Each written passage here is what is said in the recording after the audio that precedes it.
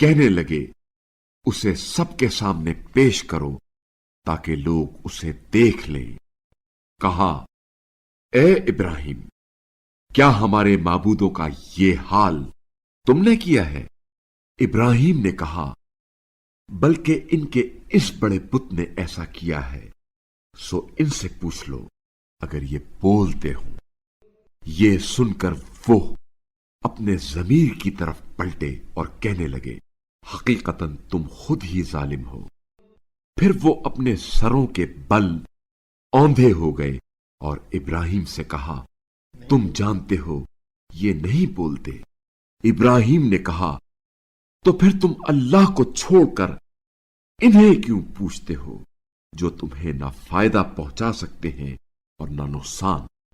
تف ہو تم پر اور ان معبودوں پر جنہیں تم اللہ کو چھوڑ کر پوچھتے ہو، کیا تم عقل نہیں رکھتے؟ وہ کہنے لگے اگر تمہیں کچھ کرنا ہے تو اسے جلا دو اور اپنے خداؤں کی نصرت کرو۔